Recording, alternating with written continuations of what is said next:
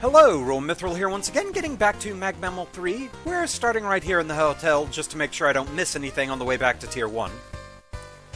This tournament's just started, and it's already been gathering a lot of attention. Which should be perfect for luring that hijacker right into our grasp. Say, that's not the only reason you hosted this tournament, is it? Like I said, that was partially the reason I'm doing all this. There are many factors that have led to the creation of this whole event. No point listing them all out to you at this moment. I saw the trailer. This tournament was also meant to lure me here, wasn't it?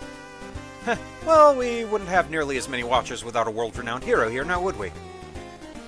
I'm promising to hold up my side of the truce. We expect you to do the same. So that was never actually Wily behind the reality core incident. I had a feeling that was the case. Something about that whole event never sat right with me. Wait, you think Dr. Wily would never do stuff like that? Wily has done many things in the past in order to prove his genius to the world. Stealing the robots of others, blackmailing scientists, harnessing otherworldly energy, unearthing ancient technology, time travel, unleashing a virus. Oh, and I ended up in jail once because of it. But mangling the world that way, the way the imposter did, that just didn't feel like Wily. You say all that and still think he wouldn't do that?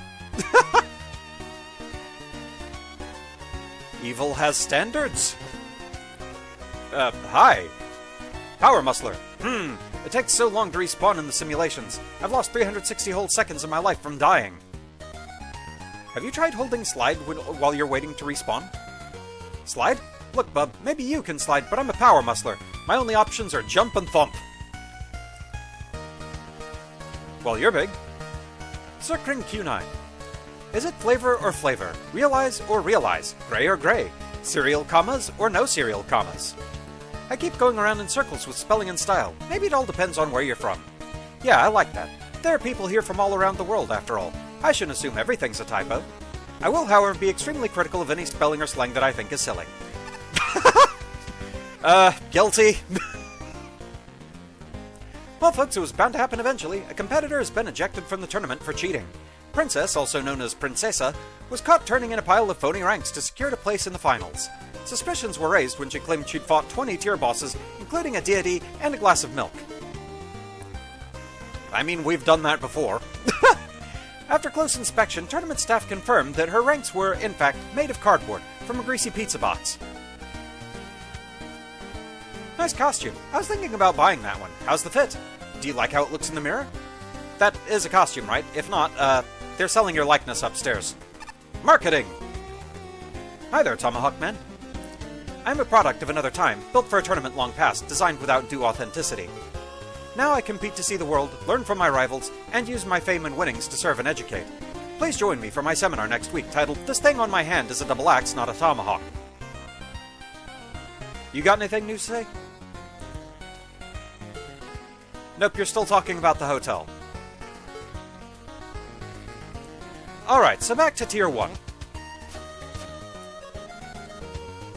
Yep, our only thing that we're missing is that one token. Frustrating.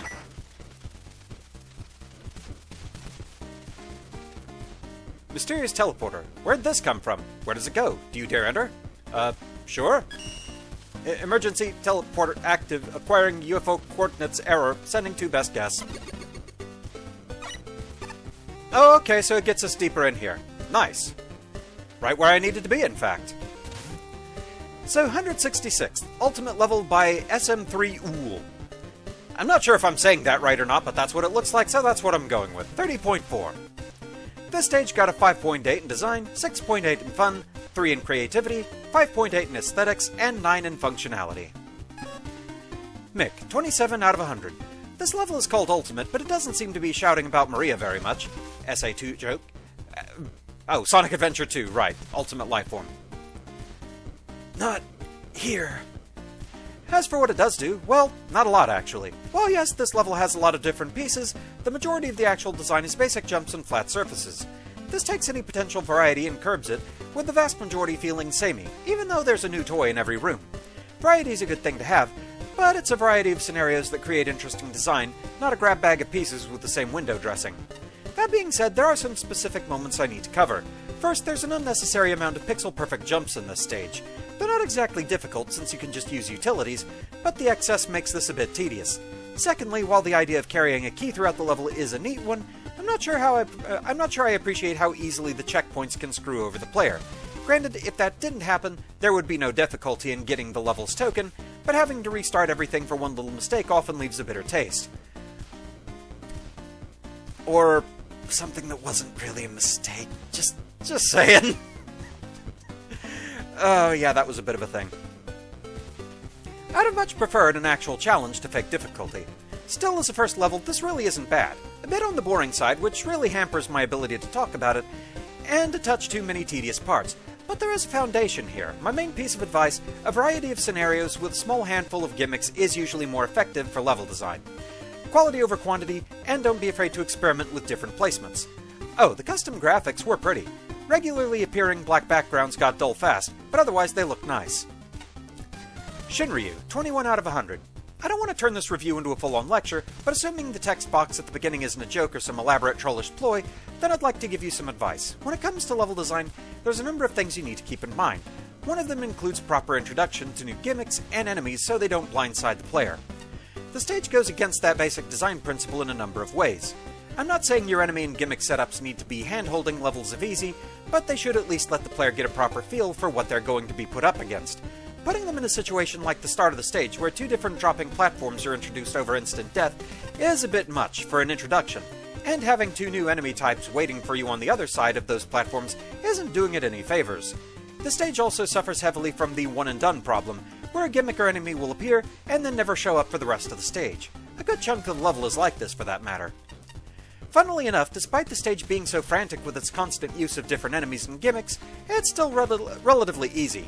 The only points where things become somewhat tricky are during certain 4-tile wide jumps, a few of which I don't think are possible without utilities. And then there's the fight against Quint. While I'm all for changing up things with vanilla engine bosses, I can't help but wonder what the point was of adding gravity flippers to Quint's fight. It only seems to serve to make him easier than he already was. Yeah, at least that's what I'm getting out of it anyways. Overall, this definitely isn't the worst level I've ever played, very far from it in fact, but it's still not particularly good either. Practice makes perfect though, and I know you can improve immensely over this. Patchy, 48 out of 100. Ultimate level, Magmel 2. It's okay for a first ever level, can definitely see some beginning designer's mistakes, such as not introducing your gimmicks first in a safe environment, several of the platforms first appear over a bottomless pit, especially rough with the placement of Pakato 24, mandatory 4-tile jumps that requires the player to do them almost pixel perfect, all gimmicks and enemies come and go, never to be used again for the rest of the stage. Minor complaint, but no walls-worthy screens and makes it somewhat annoying to secret hunt. The powered-up switch setup is also quite precise without using weapons. The gravity flippers make the Quint fight a little more interesting than normal, but said gimmick was never introduced in the stage itself, so it could be confusing for players who have not seen this gimmick prior.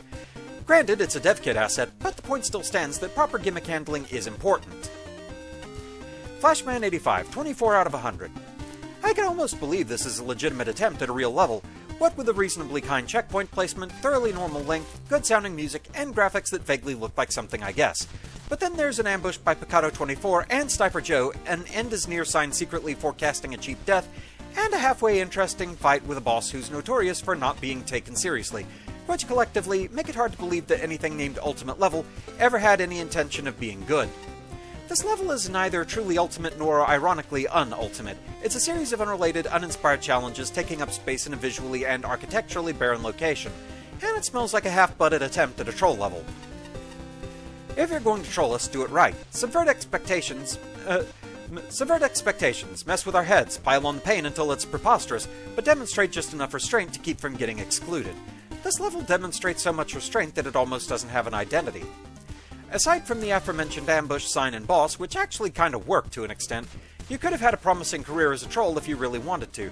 Virtually no risks are taken. This feels like an early draft in which the designer was still trying out different ideas and getting a handle on how collision objects work. Any difficulty stems from fleeting setbacks and mild inconveniences. Once you know where the beginner traps are, the hardest part about getting the token is having the patience to play this level a second time. A good level should be fun to play. A good troll level should be fun to watch other people play. This is ultimately a level. Spark, 32 out of 100. Unfortunately, there is very little substance to this level. There are a huge number of enemies and gimmicks used exactly once and never seen again. it's very hard to show any kind of progression or focus in a level of unique assets. Because of this fundamental flaw, there isn't a lot more to talk about the level. There are a couple of positives. The graphics were pretty well tiled and put together, though lacking detail in the background, and the music was awesome. Funnily enough, the Quint fight was pretty enjoyable because of how silly it ended up being. Checkpoints were also pretty well placed, though one does bypass a puzzle, so shrug.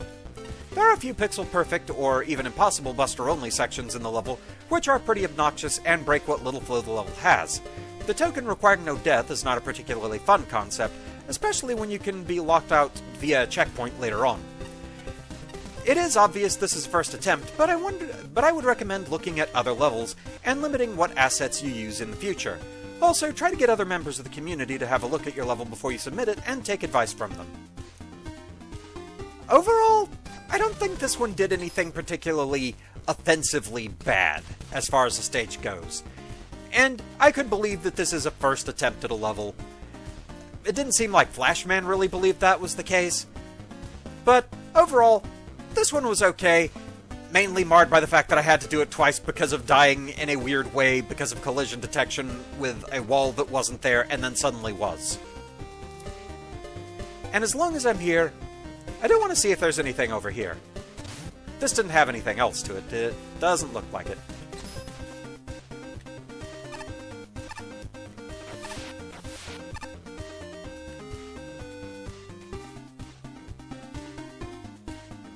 I'm being auto-scrolled. CWU-01P. Eliminate maps. Eliminate ceilings. Query. Why must unit CWU-01P fix list maps ceilings? Query. Why will this tainted water not free this unit from burden fix map? Alright then.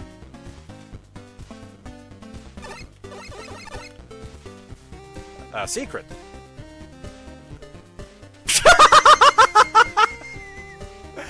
Hi there, Kozo Peng! Or Chozo? I always forget if it's Chozo or Kozo. Either way, it's a Peng. A capsule. Glad I came back here. Lala and Pika. Imported right from Westside Goods. Lucky. From Paper Mario The Thousand Year Door. Okay. I admittedly never really got into the Paper Mario series, so I'm afraid this one did go over my head, but it's cute nonetheless. Sadly, I cannot talk to the Kozo Ping. That was very silly. Okay, so that's what this was all about. Alright. So with that, I think that's where we're going to call it for now. Thank you very much for watching, I hope you're enjoying the series so far, and I shall see you again next time. Until then, fare thee well.